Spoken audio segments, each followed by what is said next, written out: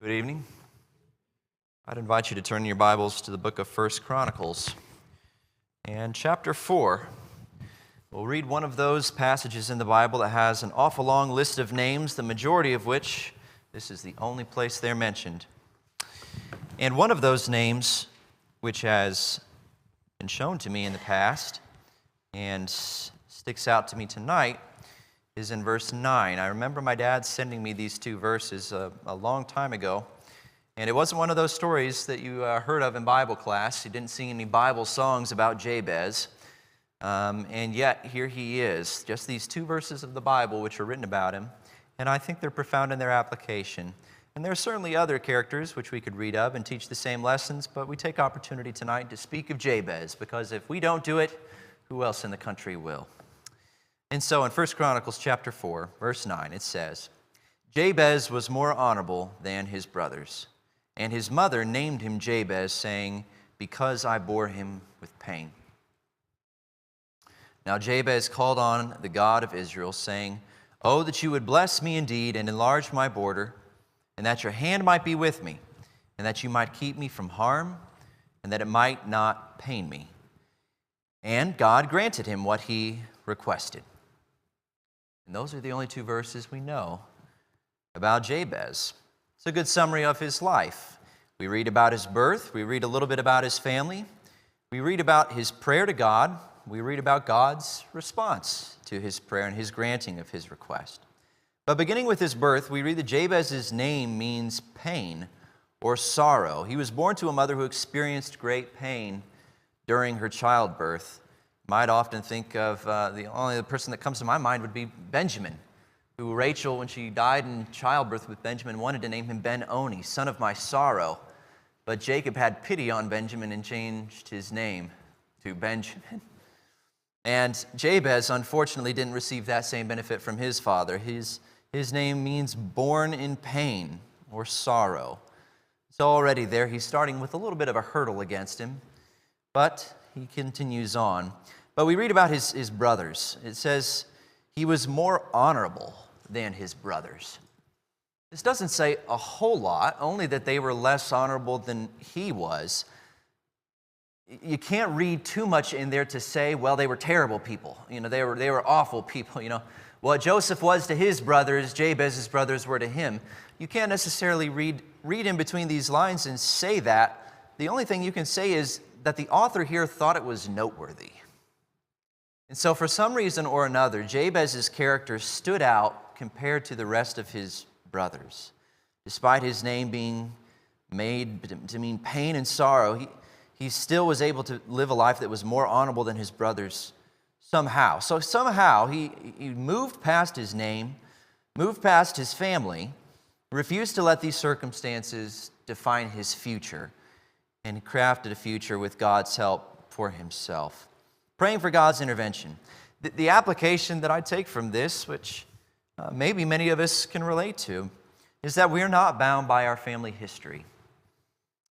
Consider Josiah, for example. There are many good kings in Judah and Judah's history, and there are many bad kings in Judah and Israel's history. Josiah was one of those kings who had the deck stacked against him. As a young man, he became king, less than 10 years old. His father was so wicked of a king, is murdered by his servants in his own quarters. And his grandfather, Manasseh, was widely considered to be the most wicked king in all of Judah's history. He was so wicked that we can point a finger at a period of time in Judah's history and say that's the reason why God decided to destroy them by the hand of the Babylonians. So Josiah is another character in which his family history wasn't great.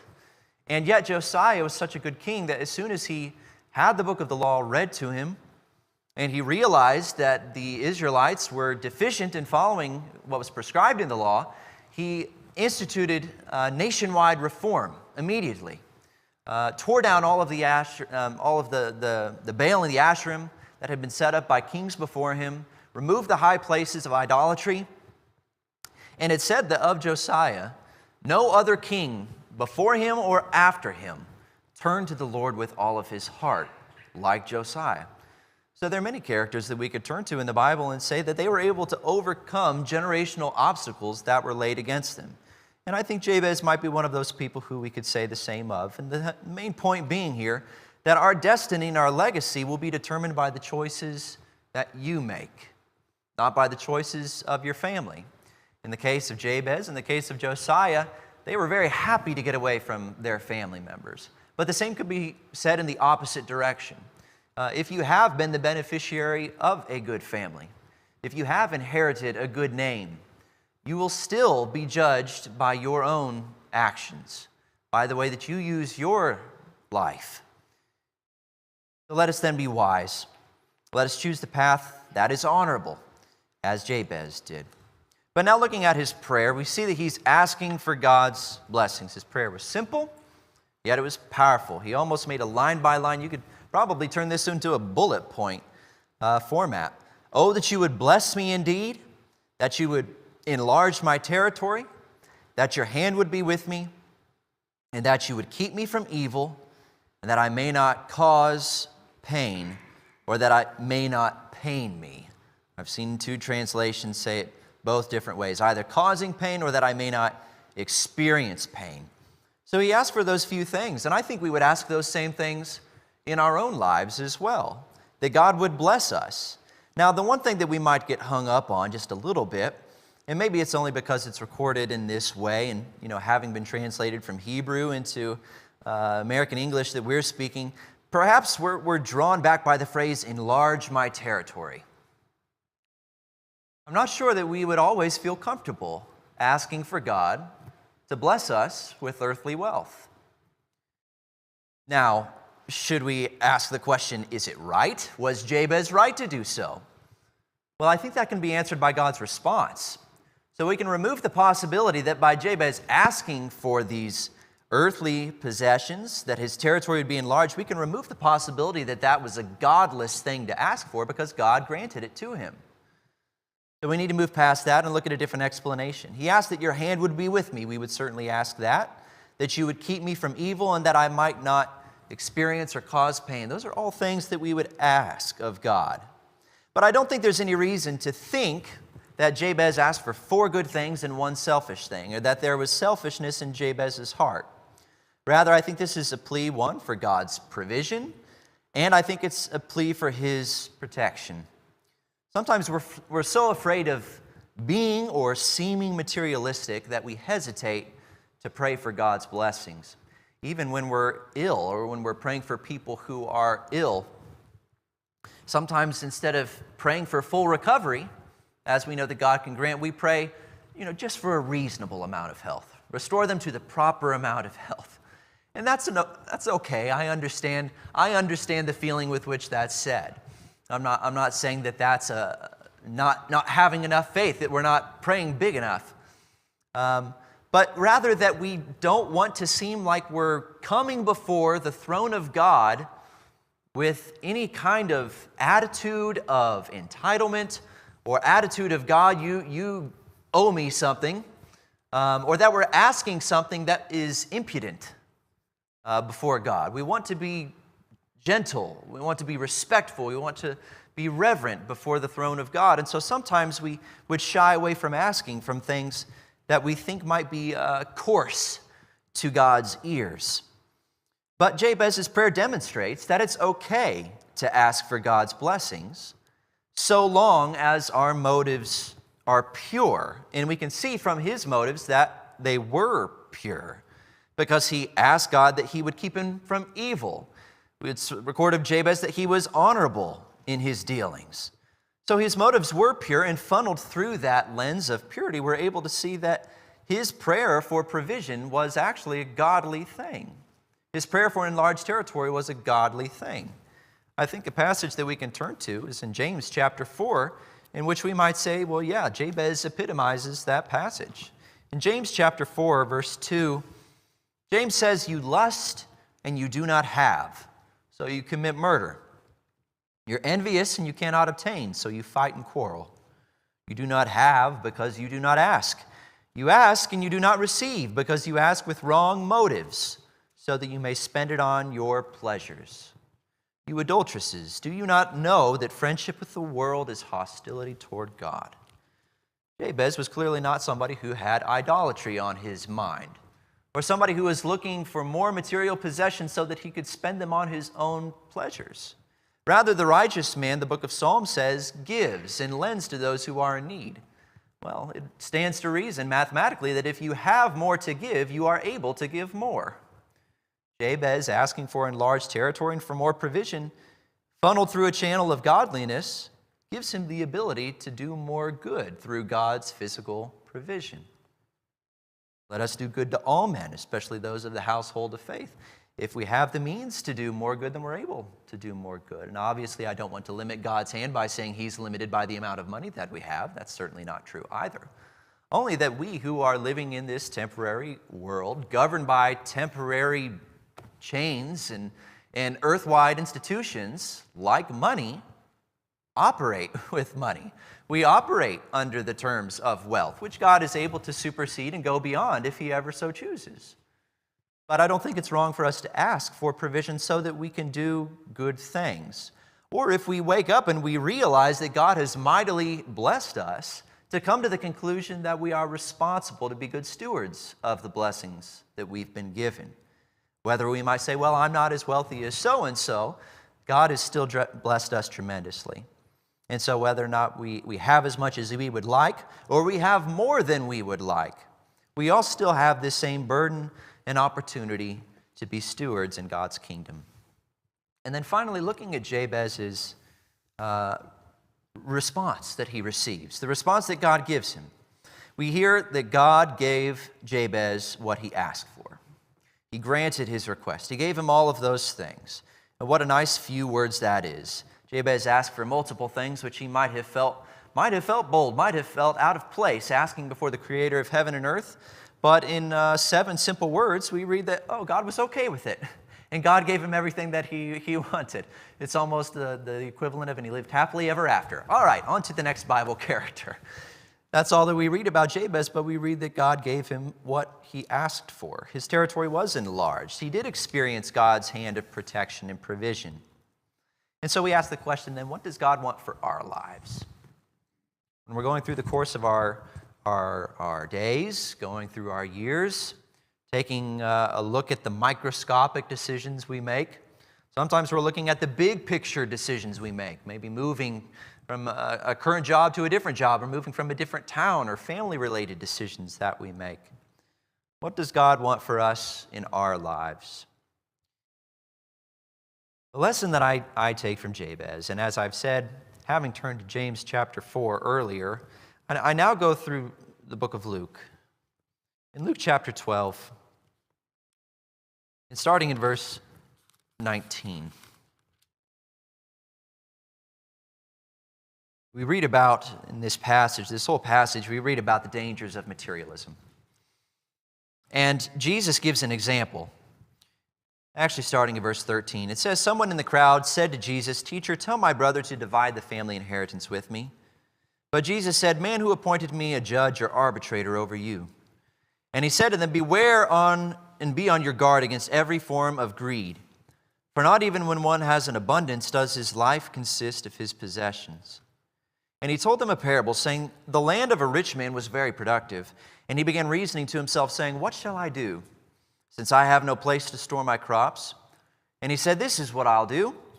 I will tear down my barns, and I will build larger ones. And there I will store all my grain and my goods.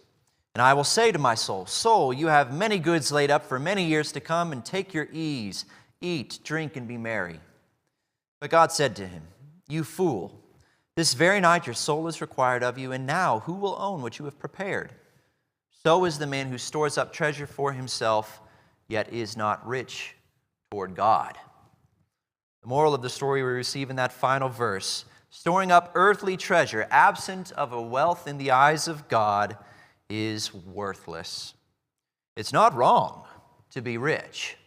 It's not wrong to have earthly possessions. Some of the great men who we read about in Hebrews chapter 11, we also read in their own stories, in their own books, that they were very wealthy men.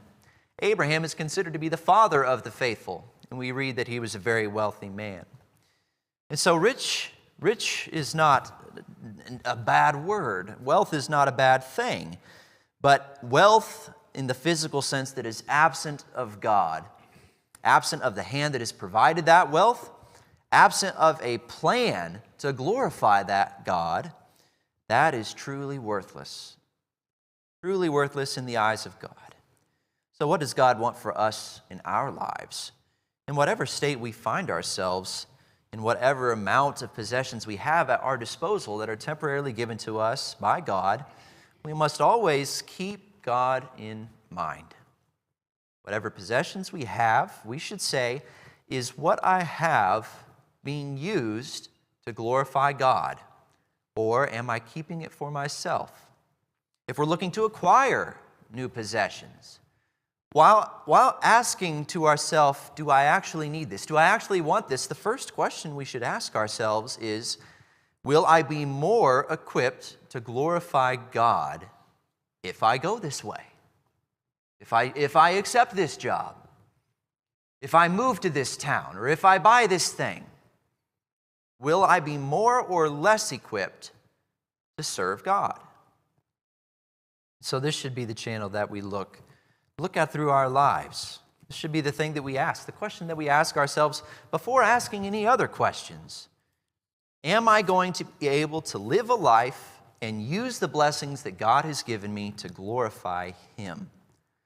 If the answer is no, then perhaps we shouldn't go in that direction. Or if the answer is, I don't know, I haven't thought about it that way, well, then perhaps we need to pause before making more decisions. Whatever we have, God has given to us. So let us be wise in the way that we use God's things. In Matthew chapter 5, Jesus points out more great advice in dealing with the things of the world. In Matthew chapter 5 and verse 14, he says, "You are the light of the world. A city set on a hill cannot be hidden. Nor does anyone light a lamp and put it under a basket, but on a lampstand, and gives light to all who are in the house. Let your light shine before men in such a way that they may see your good works and glorify your Father who is in heaven." It depends on where you are. It depends on the circumstance, the thing that you're asking God for, the blessing that you're asking God for, or the things that you're trying to manage right now. Everything is a little bit different. But the main point that I want to bring out here in verse 16 is that our works and the way that we use our earthly possessions will either glorify God or give the people of earth a reason not to glorify God. And it seems that the more there is to point at, the louder the volume gets in one direction or the other. The people who are in the headlines most often for the worst examples of Christian hypocrisy and Christian greed are typically not the everyday people that you meet on the street. You know, so-and-so paid this much on whatever, but he's not been donating generous. Nobody does that to just average people. Typically, it's the people who we're more familiar with. They're people who, the bigger the number makes the easier headline. Now, that's not the case in the eyes of God. But God knows all things. He knows whether or not we're using the things He's given to us wisely. And yet He still says that we should behave in such a way that men who are fallible, who are weak, who look at the world in an earthly way, He still says that we should live in such a way that those people will glorify God. So there's an earthly application for us to consider as well. The story of Jabez teaches that our past does not have to define our future. If you have been born into a family, and nobody chose the family that they're born into, but you've been born into circumstances that you've been trying to run away from, the story of Jabez teaches us that it does not have to define you, that your name does not have to define you, that your family does not have to define you. Even that past decisions and mistakes do not necessarily have to define you. Now, you may still have to live with the consequences of those actions, but Paul was able to live past being what he called a violent aggressor. I'm sure he bore that pain often while he visited Christians who he may have been responsible for killing their family members. He wasn't free from consequences, but he was able to move past that, and he was given grace. We're able to move past the mistakes that we've made. We're able to move past our own hurdles, generational, some laid upon us and some we place in front of ourselves. But we're able to control our own destiny based on the choices we make. And we're able to see in this story that Jabez was able to ask for God's blessing. And so we should be confident in asking for God's blessing, knowing that he hears us and knowing that if our motivation is pure, to glorify God, that he will grant that request. If we ask God that the things that we're able to do, that he be glorified in them to the utmost, I am positive that he will do it. So may we follow in Jabez's footsteps. May we seek God's blessings with a humble and pure heart and live a kind of life that is worthy of being faithful, called faithful before God. Let us not live with an earthly mindset. Although we live in an earthly world, let us live with wisdom, with spiritual eyes, seeing things for what they truly are, shining our good example before men. This evening, if you've not been living the life that you want to live, if you've not become a child of God, you have an opportunity to become a child of God tonight. God's invitation is free to every person on the face of the earth who lives now or will live. His invitation is free to become his child by uniting with Christ in baptism, going down into the waters, putting to death the old man of sin, and rising up out of the waters of baptism to walk a new life, to walk in the newness of life, as Paul says. Without reference to former sins. We don't go back and do those sins. We press forward. And if we make mistakes, we ask God for forgiveness.